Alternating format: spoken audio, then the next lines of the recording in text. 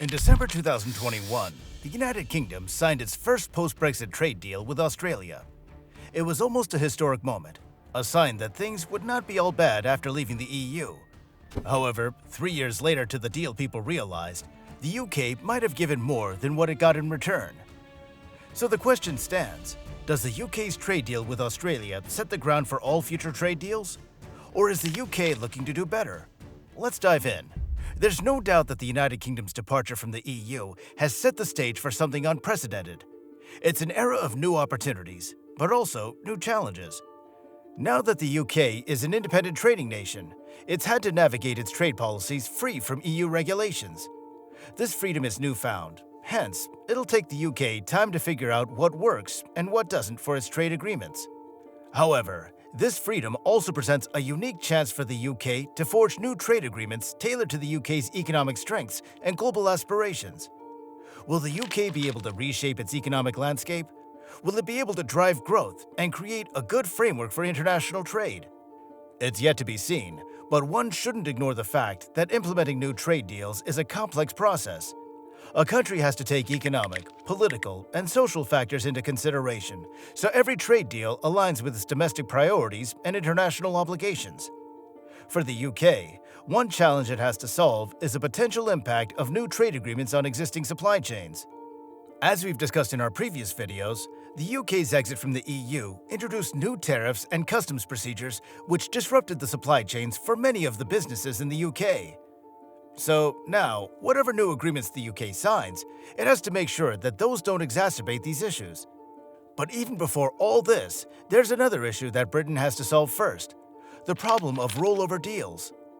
In haste, or in an attempt to maintain economic stability, the UK implemented a post-Brexit trade strategy of signing 71 free trade agreements with different countries. That's good, right? Well, here's the thing. Out of these 71 trade agreements, 68 are rollover deals. What does that mean? Simply put, these 68 deals replicate the exact same agreement the UK had with them while it was part of the EU single market.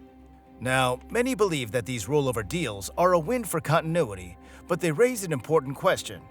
Are these enough to drive the UK's trade ambitions into a post-EU world? This question is raised as the government of the UK has always hailed these agreements as big achievements. However, the media coverage has focused on them quite a little, so the real impact of these deals cannot be truly judged. The spotlight instead has shifted to the 3 new trade agreements the UK has signed or is negotiating with Japan, Australia, and New Zealand. These are seen as the real game changers. They're positioned as they'll open doors previously closed under EU membership. Let's take the UK-Japan Comprehensive Economic Partnership Agreement as an example. This agreement was negotiated and signed in October 2020. As expected, it was hailed by the government as a historic divergence from the EU's agreement with Japan. The historic deal came into effect on the 31st of December 2020, just as the transition period for the UK's withdrawal from the EU ended. However, all that glitters is not gold, and that's certainly the case here as well. Was it truly a groundbreaking historical deal? The UK Trade Policy Observatory analyzed trade data for the first 12 months after the deal was ratified and found a surprising result. The trade between the UK and Japan actually fell. Adding to this, the deal offered little additional economic value compared to the UK's agreements with Japan while it was part of the EU. So, what lesson do we learn here? What do we learn about the efficacy of these rollover deals? At its essence, these deals ensure continuity, but their capacity to expand the UK's trade reach further than what it was in the EU appears limited. Yes, they maintain the status quo, but do they push the envelope? Not really. The real potential for growth lies in the new, bespoke agreements that need to be tailored to the specific strengths of the UK. Now, the UK has signed more deals with other countries such as India and New Zealand. The agreement with New Zealand, finalized in February 2022, is set to eliminate tariffs and reduce barriers to digital trade and professional services. These are the sectors where the UK has much more expertise and can perform well. But as always is the case, the journey is far from straightforward. Every new trade agreement comes with its own set of challenges and uncertainties. Will the UK be able to leverage these deals to boost trade and investment? Will these deals deliver on the promised benefits, or will they face the same pitfalls as the deal with Japan? let's take a look at the benefits and concessions of a few of these deals. But before we get into all of that, be sure to drop a comment below with your thoughts on the UK's future post-Brexit. The UK and India are two nations that have deep-running historical ties, and now they're on the precipice of a transformative trade partnership. From the looks of it, these deals promise two things: economic benefits and a redefinition of global trade dynamics. However, as we look ahead, there are a few things to consider. India recently surpassed the UK as the world's fifth largest economy. Regardless, the trade potential between these two countries is still yet to be fully realized. Now, the Enhanced Trade Partnership, aka ETP, is looking forward to bridging this gap. How so? First, the ETP will work on the areas that are key for the UK to have a stable economy: tariffs, FDI, and non-tariff barriers. For instance, one significant ambition for the UK is to reduce the 150% tariff on Scotch whisky, a major export product. Adding to this, the UK is looking to liberalize India's restrictive FDI rules. An OECD assessment highlighted India's score of 0.21 on a scale from 0 to 1. This indicates a relatively close market compared to the UK score of 0.04 and the OECD average of 0.06. Now, within the agri-food sector, the situation is a bit different. Current trade is low because of high tariff rates and non-tariff barriers. UK exporters find it challenging to export to India because of India's comprehensive sanitary and phytosanitary conditions. Plus, there are other quantitative restrictions as well. For India, this deal will allow it to export textiles, food and beverages, pharmaceuticals, tobacco, leather, footwear, and rice. On the UK side, exports in automotive, agri-food, machinery, and pharmaceuticals could see substantial growth. Now, this deal will ease cross-border friction and encourage regulatory alignment. What impact will that have on the UK? This will benefit the UK's financial and professional services sectors. If you look at the situation right now, UK exports face an average of 18.7% tariff on goods entering India.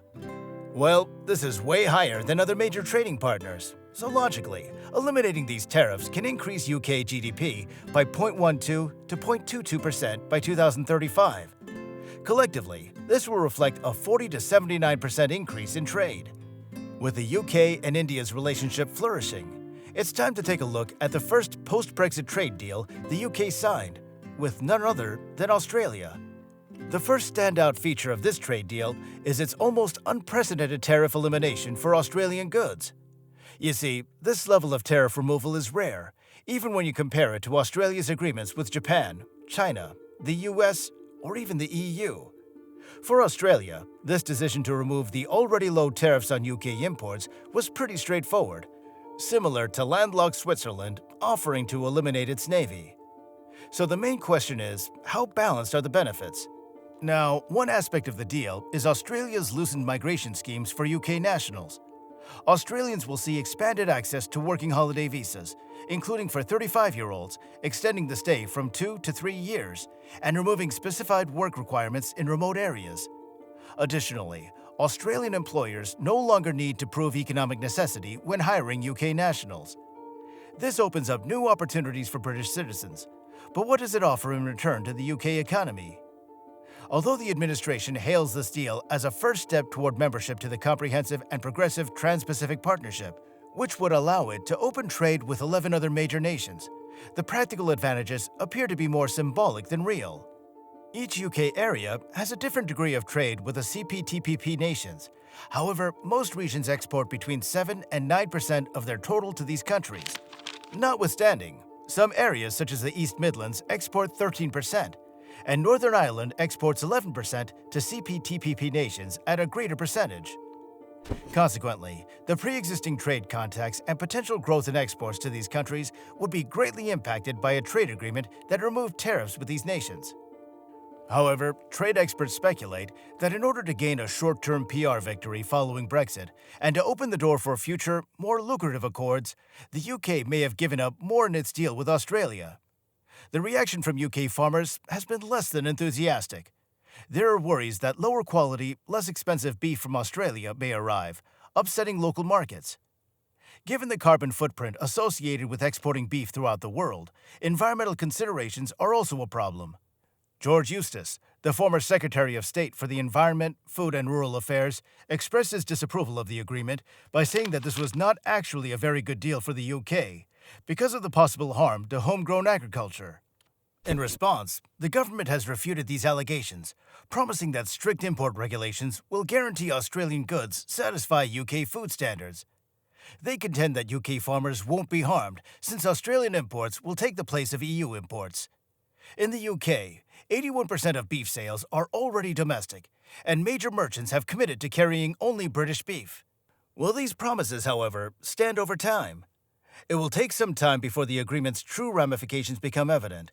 The dynamics of the market will progressively change, and supply chains must adjust.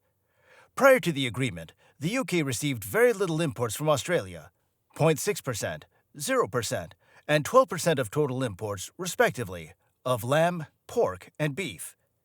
Thus, there might not be as much of an immediate market impact. But what happens as these supply chains grow? The Department of International Commerce projects that by 2035, the agreement will raise bilateral commerce between the UK and Australia by £2.3 billion, or 53%, and increase GDP by 0.08%. Nonetheless, the economic impact could be minimal because trade with Australia now accounts for only 1.6% of UK imports and 0.7% of exports. A thorough study is provided by the UK's Agriculture and Horticulture Development Board, which projects a rise in Australian imports of all agricultural products. However, the aggregate amount will probably stay low in relation to all imports into the UK, indicating little impact on home production. All of this suggests that the UK might just be doing a bit better than its first trade deal with Australia. In its attempt to reshape its global trade landscape, it'll have to be strategic and patient. Do you think it'll be able to cross the pre-Brexit trade numbers? Let us know in the comments below, and hop on over to our channel to watch more videos on post-Brexit analysis.